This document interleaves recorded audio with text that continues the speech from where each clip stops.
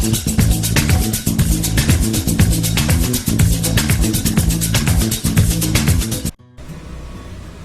जय हिंद जय भारत। मैं मदन लाल आज़ाद, संयोजक संस्थापक all India bike board taxi union. आज दिनांक 10 अक्टूबर 2021 रात्रि में आपके समक्ष उपस्थित हूँ कुछ खास सूचनाएं, कुछ खास संदेश आप सब तक पहुँचाने के लिए। दोस्तों जैसा कि मैं अपनी लिखित पोस्ट्स के माध्यम से आपको बता चुका हूँ कि हम ठग मुक्त बेईमान रहित भारत निर्माण मिशन के तहत आगामी 18 अक्टूबर को दशहरे के ठीक तीसरे दिन जंतर मंतर से लेकर प्रधानमंत्री कार्यालय तक पैदल मार्च करेंगे, सत्याग्रह करेंगे, धरना देंगे, प्रदर्शन करेंगे दिल्ली में। और इस धरने का, प्रदर्शन का, सत्याग्रह का हमारा लक्ष्य होगा बाइक बोर्ड टैक्सी स्कैम के मास्टरमाइंड जो विदेश भाग चुका है विजेंद्र सिंह हुड्डा की गिरफ्तारी, सहारा इंडिया के सुब्रत राय सहारा की गिरफ्तारी, राधा माधव कॉरपोरेशन लिमिटेड के मितेश अग्रवाल, अनिल अग्रवाल, अभिषेक अग्रवाल की गिरफ्तारी,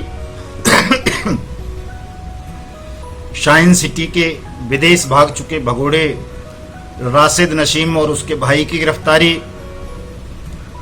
स्ट्रीट हॉक्स के विष्णुकांत तिवारी की गिरफ्तारी, हमारा वाहन के मृत्युंजय सिंह की गिरफ्तारी, ब्लू फॉक्स मोशन के मनु प्रशांत विग और सुहेल खान की गिरफ्तारी, और कैची पिक्सल के अशोक शर्मा की गिरफ्तारी, हेलो राइड के अभिषेक कुशवाहा की गिरफ्तारी। इनकी गिरफ्तारी की मांग को लेकर के हम ये कार्यक्रम करेंगे। इसके साथ साथ अनियमित जमा योजना पाबंदी कानून 2019 को क्रियान्वित करने की मांग की जाएगी और जो मामले bike board, hello taxi, top ride के अजीत चौधरी को भी गिरफ्तार करने की मांग की जाएगी। Top ride, Radha Madhav corporation limited, hello ride, sign city, future maker, इस तरह के जो मामले हैं उनकी हम सीबीआई जांच कराने की मांग करेंगे। ये 3 मांगे होंगी। अनियमित जमा योजना पाबंदी कानून 2019 को लागू करो, इन तमाम मामलों की जांच सीबीआई के हवाले करो। तीसरा, जो ठग देश छोड़कर विदेश भाग चुके हैं और जो कुछ देश में भी खुले घूम रहे हैं, मितेश अग्रवाल, अशोक शर्मा और मनु प्रशांत विग जैसे, अजीत चौधरी जैसे, मृत्युंजय सिंह जैसे और विष्णुकांत तिवारी जैसे, इनको गिरफ्तार करके जेल के सीखचों के पीछे ठूंसा जाए। ये 3 मांगें प्रमुख रूप से हमारे 18 अक्टूबर के कार्यक्रम की होंगी। 18 अक्टूबर को हम जंतर मंतर पर इन ठगों का रावण रूपी पुतला भी बना करके जलाएंगे। इसमें आप तमाम साथियों को, चाहे आप सहारा इंडिया के हों, पीएसीएल के हों, बाइक बोर्ड के हों, हेलो टैक्सी के हों, टॉप राइड के हों, स्ट्रीट हॉक के हों, ब्लू फॉक्स मोशन के हों, राधा माधव कॉरपोरेशन लिमिटेड के हों, शाइन सिटी के हों, फ्यूचर मेकर के हों, कैची पिक्सल के हों, हमारा वाहन के हों, वाया इंडिया के हों, मशरूम इंडिया के हों, श्योरगैन के हों, रामेल के हों, प्रयाग के हों, आदर्श के हों, जिसके भी हों, जेकेवी, कर्म भूमि, लोकहित, जीसीए वगैरह, तमाम साथियों को इस कार्यक्रम में सम्मिलित होना है, आना है और एक जोरदार धरना, प्रदर्शन, सत्याग्रह, आंदोलन इन ठगों के खिलाफ करना है और भारत सरकार से ये मांग करनी है कि वो अविलंब इन 3 मांगों की पूर्ति करे। अन्यथा हम इसके बाद और भी कठोर कदम उठाएंगे और हम सरकार के खिलाफ सविनय अवज्ञा आंदोलन चलाएंगे, सरकार की खिलाफत करेंगे। ठग ही सरकार हैं, सरकार ही ठग है, ये नारा भी देंगे। दोस्तों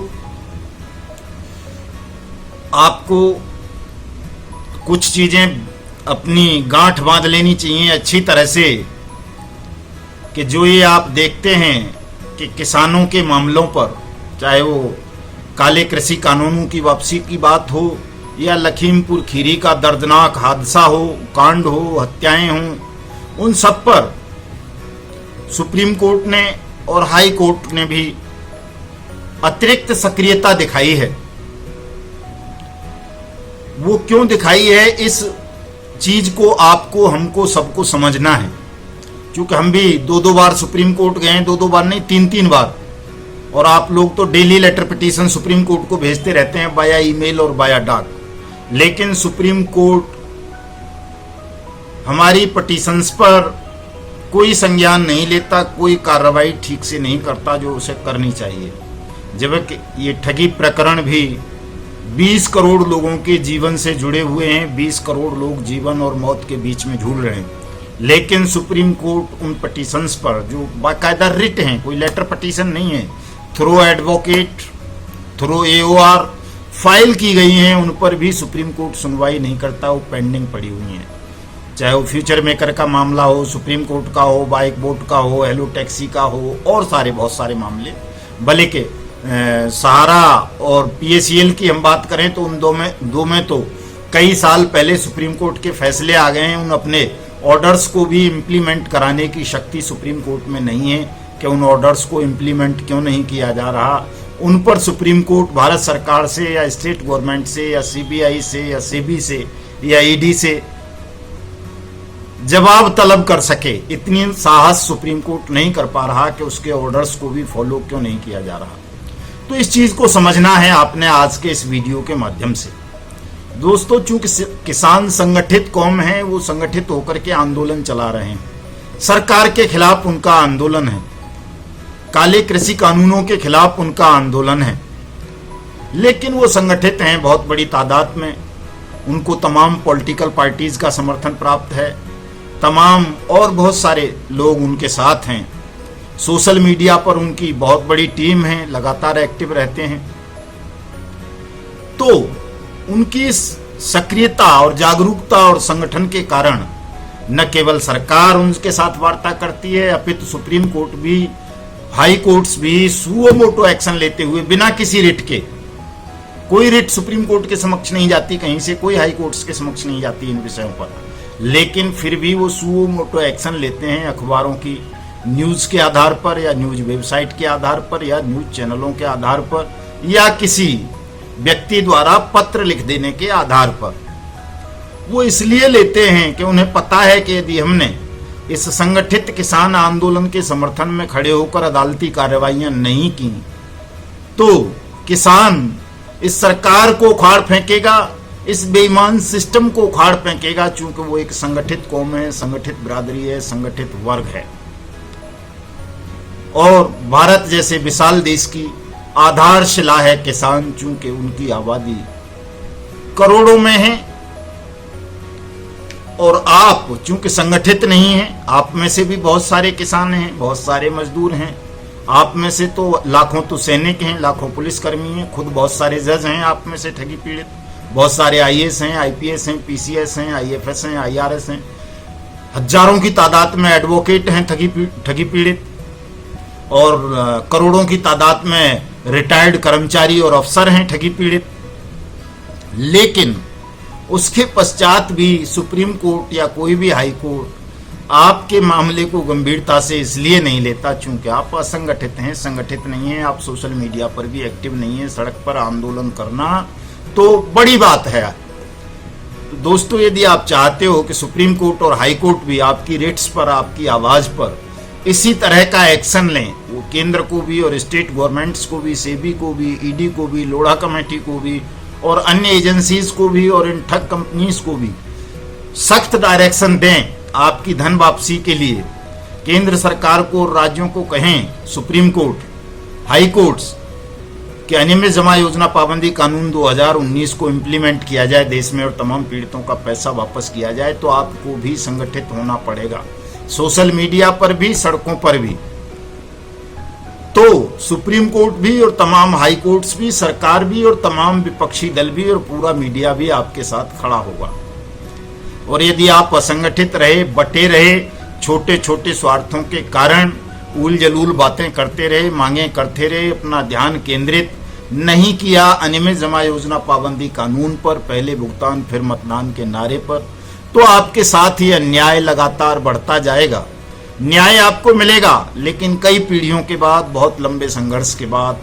तब तक हम में से बहुत सारे लोग इस दुनिया में नहीं रहेंगे जब न्याय हमको मिलेगा इस वर्तमान प्रक्रिया के द्वारा। और यदि हम संगठित हो गए, संगठित होकर के हमने पहले भुगतान फिर मतदान का नारा लगा दिया, मतदान में हिस्सा नहीं लिया, बहिष्कार कर दिया सरकार का, तमाम पॉलिटिकल पार्टीज का, तमाम अदालतों का और तमाम कानूनों का, तो यही कानून होगा, यही अदालतें होंगी, यही सरकार होगी और यही विपक्षी पार्टियां होंगी। ये आपकी मांग को गंभीरता पूर्वक सुनेंगी, अनियमित जमा योजना पाबंदी कानून 2019 लागू करेंगी और 180 दिन के अंदर अंदर आपका पैसा अनियमित जमा योजना पाबंदी कानून 2019 के तहत 2 गुना नहीं 3 गुना तक करके वापस करेंगी। यही सरकारें होंगी। हमारा मकसद सरकार बदलना नहीं है, हमारा लक्ष्य व्यवस्था परिवर्तन करना है। हम चाहते हैं कि देश में संसद द्वारा सर्वसम्मति से पारित अनियमित जमा योजना पाबंदी कानून 2019 को लागू किया जाए और जो उस कानून के प्रोविजन हैं कि तमाम ठग कंपनीज, तमाम ठग सोसाइटीज, चाहे वो कोऑपरेटिव सोसाइटी हों, चाहे वो एसएचजी हों, चाहे प्राइवेट लिमिटेड कंपनी हो, चाहे लिमिटेड कंपनी हो, चाहे फर्म हो, चाहे कोई और तरह की सोसाइटीज या ट्रस्ट वगैरह हों जिन्होंने ठगी की है, उन तमाम ठग कंपनीज, ठग सोसाइटीज, ठग कॉरपोरेशंस के खिलाफ अनियमित जमा योजना पाबंदी कानून 2019 के तहत कार्रवाई होगी। आपका पैसा आपको जल्दी से जल्दी वापस मिल जाएगा, लेकिन ये होगा तभी जब आप सक्रिय होंगे। दोस्तों, अभी थोड़े से लोग सक्रिय हैं सोशल मीडिया पर, हमारी यूनियन के साथ हमारे दिशा निर्देश को मानकर उस पर काम कर रहे हैं। तो आप देख रहे हैं कि तमाम सरकारी एजेंसीज सक्रिय हो गई हैं। वो चाहे साइंस सिटी के ठग हों, उनको गिरफ्तार कर रही हैं, चाहे वो विजेंद्र सिंह हुड्डा हो, चाहे अभय कुशवाहा हो, चाहे राशिद नशीम हो, उन सबके रेड कॉर्नर नोटिस इशू हो रहे हैं। और सीबीआई को भी स्टेट गवर्नमेंट्स की सिफारिशें हो रही हैं, लेकिन जो ठगों के आका सेंट्रल गवर्नमेंट में बैठे हुए हैं, जिनका पार्लियामेंट पर कब्जा है, वो नहीं चाहते कि इन मामलों की जांच सीबीआई सीधे सीधे करे, अनियमित जमा योजना पाबंदी कानून 2019 लागू हो और आप लोगों का पैसा वापस मिले। इसलिए आप तमाम लोगों को पहले भुगतान फिर मतदान के नारे को बुलंद करना है दोस्तों, और किसी भी पॉलिटिकल पार्टी को वोट नहीं करना है। कुछ लोग कहते हैं सब नोटा दबा दो।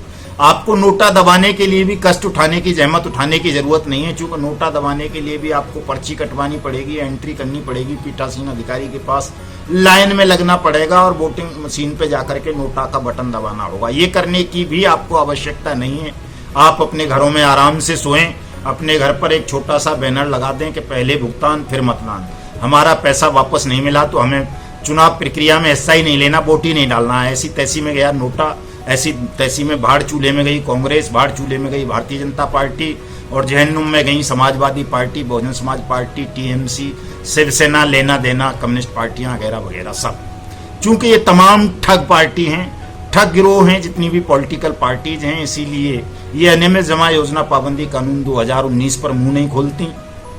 चूंकि आप देखेंगे कि बाइक बोट टैक्सी स्कैम का उदाहरण देता हूं मैं, जो जीआईपीएल कंपनी थी, उसका सीएमडी जो था वो बहुजन समाज पार्टी का नेता था, Sanjay Bhati.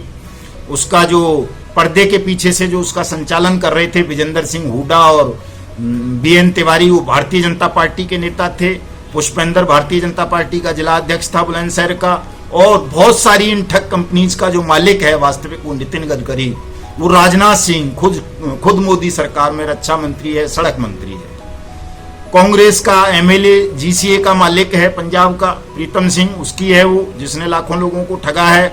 Bike boat taxi scam में कांग्रेस का एमएलए जोगिंदर सिंह अवाना नामजद है।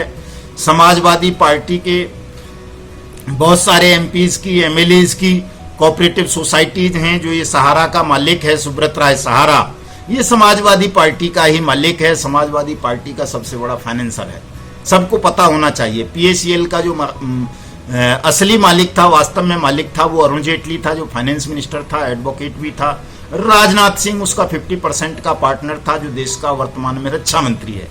तो किसी भी व्यक्ति के मन मस्तिष्क में, दिल दिमाग में ये चीज नहीं होनी चाहिए कि साहब भारतीय जनता पार्टी अच्छी है या कांग्रेस अच्छी है, सपा अच्छी है, बसपा अच्छी है, टीएमसी अच्छी है, लोकदल अच्छा है, और वो क्या बोलते हैं कम्युनिस्ट पार्टियां अच्छी हैं, शिवसेना अच्छी है, या कोई डीएमके या एडीएमके अच्छी हैं, इन तमाम पार्टियों की ठग सोसाइटीज हैं, ठग कंपनीज हैं, ये सब ठगी का धंधा करते हैं, संगठित होकर के करते हैं। इसलिए कभी भी उस कानून के विषय पर नहीं बोलते जो अनियमित जमा योजना पाबंदी कानून है, जो तमाम देश के 20 करोड़ नागरिकों की मेहनत की डूबी हुई रकम को वापस करा सकता है, उनके जीवन में सुख समृद्धि ला सकता है। कुछ लोग आज एक साथी पोस्ट डाल रहे थे कि जी वो कौन सी पार्टी है, आम आदमी पार्टी, उसके किसी कार्यकर्ता ने एक पोस्ट डाली है, कोई अग्रवाल है कि जी हम अनियमित जमा योजना पाबंदी कानून पर करेंगे तो आम आदमी पार्टी को सब वोट करें। तो दोस्तों, आम आदमी पार्टी भी ठगों की पार्टी है। यदि ये ठगों की पार्टी नहीं होती तो दिल्ली में आम आदमी पार्टी की सरकार है, दिल्ली में ये अनियमित जमा योजना पाबंदी कानून 2019 को अब तक लागू कर देते। 20 दिन से ज्यादा हो गए, अरविंद केजरीवाल की रिप्लाई आई हुई उसके कार्यालय से सीएम दिल्ली के से कि जी हमने गृह विभाग को लिख दिया है अपने को, वो जो है दिल्ली में इस कानून को लागू करेंगे।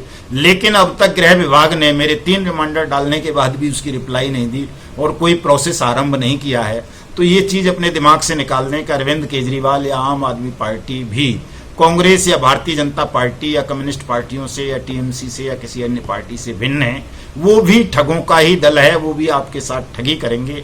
इसलिए हमें आम आदमी पार्टी, भारतीय जनता पार्टी, कांग्रेस वगैरह वगैरह तमाम पॉलिटिकल पार्टीज का विरोध करना है, मतदान में भाग नहीं लेना जब तक कि आपका पैसे का भुगतान नहीं कर दिया जाता। और आप ऐसा कर लेंगे दोस्तों तो निश्चित रूप से आपका पैसा आपको वापस मिल जाएगा, ये इस बात की गारंटी है, और बहुत जल्दी मिल जाएगा। और सुप्रीम कोर्ट और हाई कोर्ट भी आपके संगठन के समक्ष झुक जाएंगे, फिर आपकी डिमांड्स पर भी सुप्रीम कोर्ट और high court suo motu action लेने लगेंगे। लेकिन इसके लिए आप लोगों को संगठित होना पड़ेगा, सोशल मीडिया पर संगठित होना पड़ेगा। All India bike board taxi union और ठगमुक्त